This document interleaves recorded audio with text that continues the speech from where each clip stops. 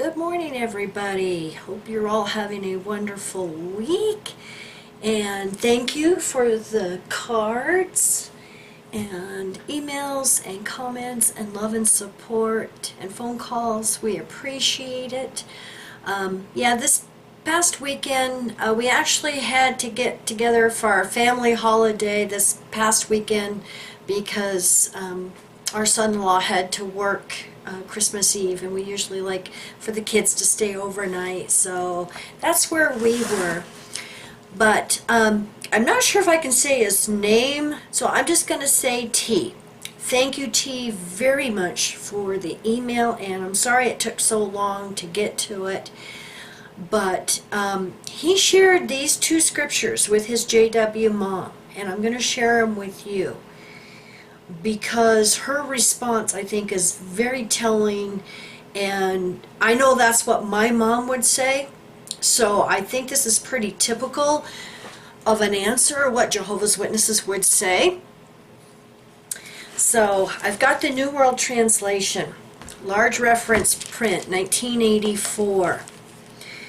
Isaiah 44:6. This is what it says. This is what Jehovah has said, the King of Israel and the repurchaser of him. Jehovah of armies, I am the first and I am the last, and besides me there is no God. And there's a little asterisk there. We'll get to the footnote here in just a minute. Okay, so he says he's the repurchaser of him. I am the first and I am the last. Okay, so now let's go over to Revelation 2:8.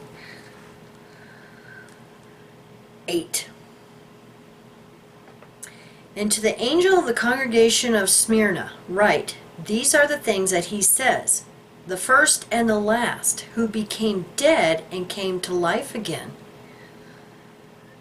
So we know, obviously, that's talking about Jesus. So Jehovah's Witnesses,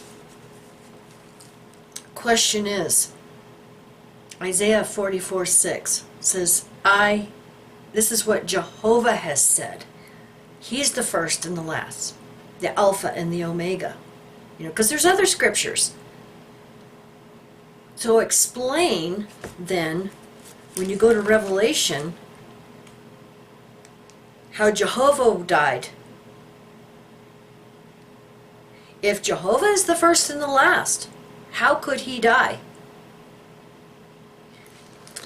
T's mom's response was this. I believe what I believe, even if it's false. And that's kind of something like my mom said the last time I had talked to her back in January of 2013. I am going to stick with Jehovah's organization no matter what. Doesn't matter if it's true or not. So you can see, and it's so sad. It's so sad, really, because we even see this in the XJW community, with the Bible bullies. I believe what I believe, no matter what. And one even called us liars. He said he wouldn't go look up the information to see what we were, whether we were telling the truth or not.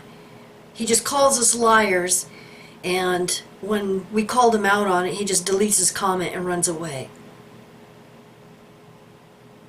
So, you can see they still have that watchtower mentality of, I believe what I believe, even if it's false. I won't go look it up because I believe what I believe. Which is fine. That's your prerogative. But don't call us liars for that.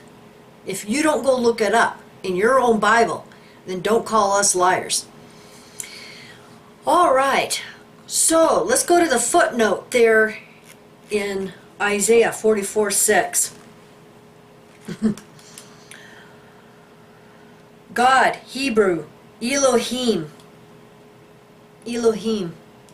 Now, when you look at this in the New World Translation, there in Revelation 2:8, right next to the first and the last, there's a little J. And when you go over to the column, of references in the middle to J, it says Revelation 1:17, Revelation 1:17. This is what it says. And when I saw him, I fell as dead at his feet. And he laid his right hand upon me and said, do not be fearful. I am the first and the last. So Jehovah's Witnesses, this goes along with this.